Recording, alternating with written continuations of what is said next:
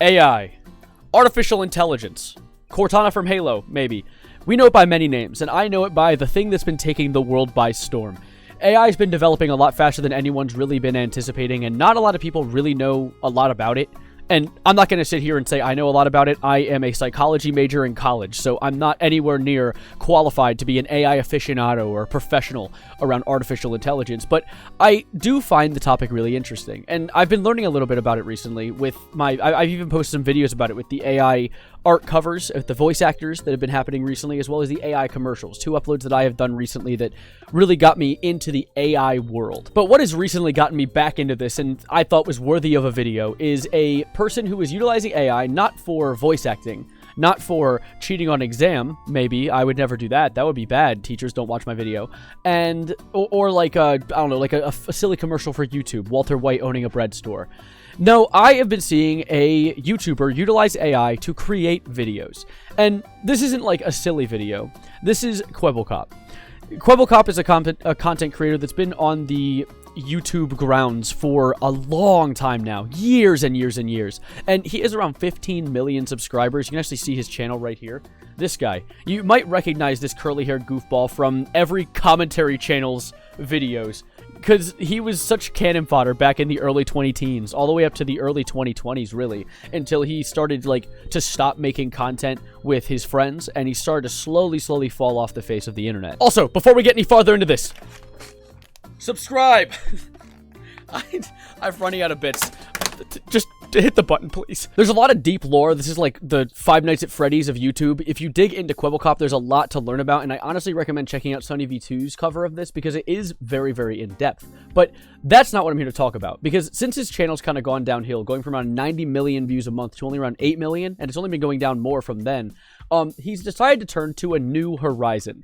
If you look at his most recent 2 videos, you see that picture, the thumbnail, there's something weird about it, right? That's not him.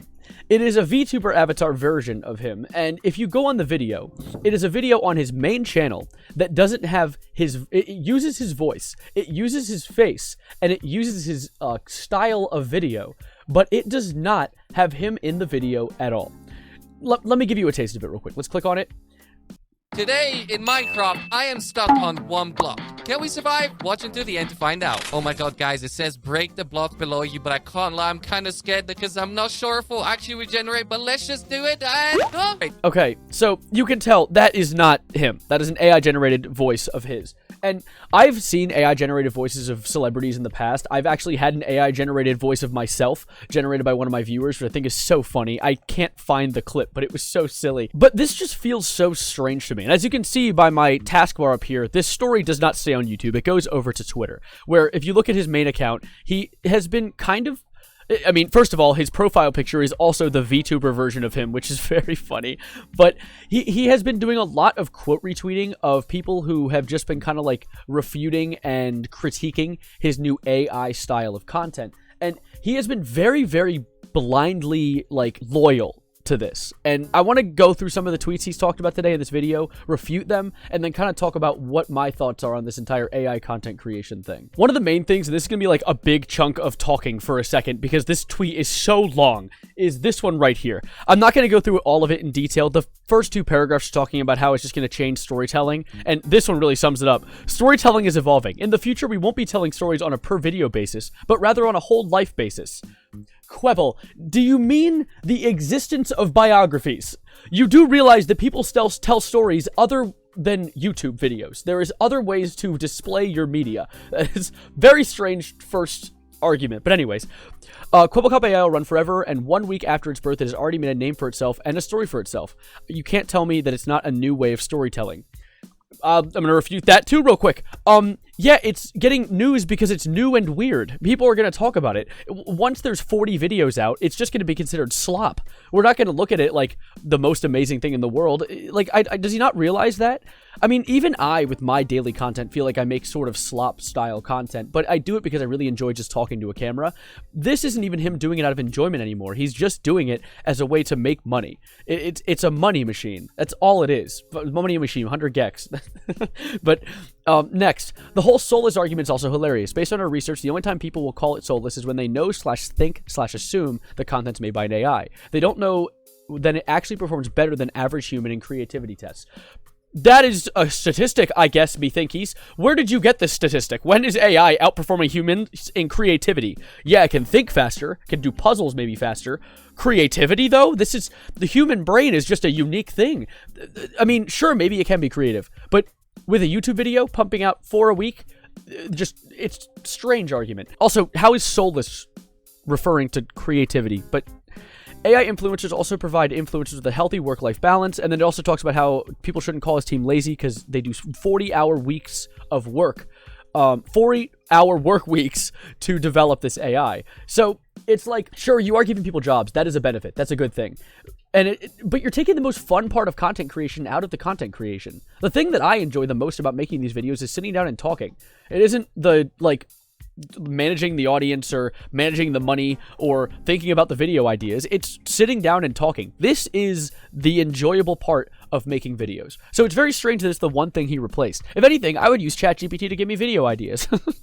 And then the last thing, so far I've not seen a single proper argument against this tech. Denying it's fine, but the future will be filled with this, so we better prepare. I agree. The future will be filled with AI, and I am prepared for that, and you should be. I don't think arguing that it will replace humans is valid, though.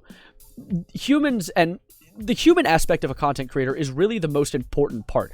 I don't watch Markiplier to watch a game playthrough. I watch Markiplier to watch Markiplier play a game playthrough. And that's another thing. The outside part of a content creator's life is, in my opinion, some of the most interesting parts. Moist Critical is a great example with his comic book series or his esports team and things like that, or his interactions in between other content creators on Twitter and the likes of that. Markiplier with his movies, Jacksepticeye with his coffee. All these content creators doing things outside of just the video creation is what makes them such an appealing thing. It's that parasocial relationship that everyone considers so unhealthy. It's kind of an interesting thing that runs the site.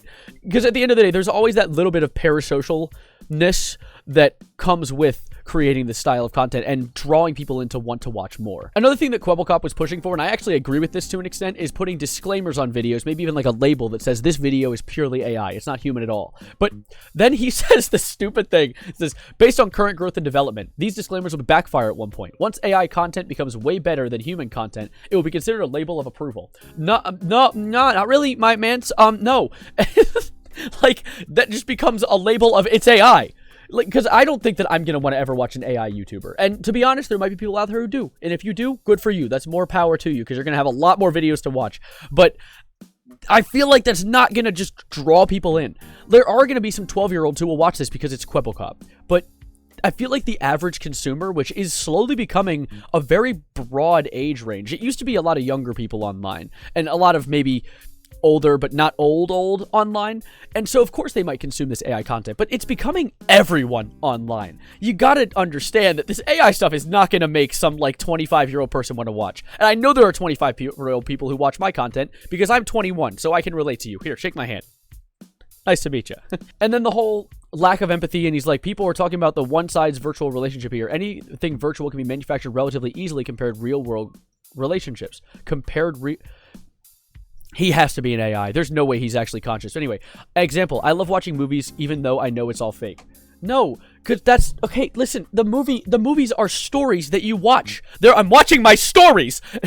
Well, on YouTube, you're watching a personality. You're watching a creator. And there is people out there who could make their videos the AI. I think a good example of this is science YouTubers. Science YouTubers who talk about, like, biology or talk about dinosaurs. You could make an AI talk about that. That's easy. But playing through a game, talking about current events like what I do, that feels weird to replace with AI. It feels like you're just watching...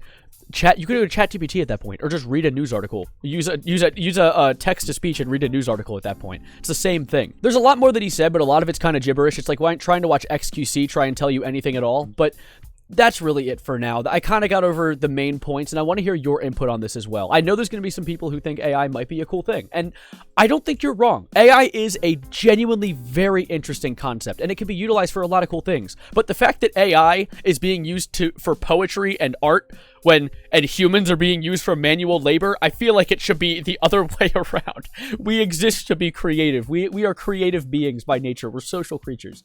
So it's weird that AI is doing that instead. Like they're taking our literal innate desires. But whatever. I want to hear your input. Subscribe if you're new as well, and like the video. Liking the video helps so much. So always hit that like, hit the like button. Do it. Do it. Hey. Thank you. And that is about it for now. Thank you for being here. And of course, I need to do a song of the day recommendation, so let me grab one for you guys. So my song of the day, last time it was I'm Just Ken, which was a very silly one, but this one's actually serious. Post Malone has recently released a new album called Austin, and one of the songs in the album, Chemical, I really, really like. I know Post Malone might not be everyone's cup of tea, but I highly recommend check this song out. This is my recommendation of the day, and let me know what you guys think of it. And of course, that is about it for now. I've said that 3 times now, so get out of here, subscribe, and as always, adios, arrivederci, goodbye, good night if it's nighttime, and thank you for watching.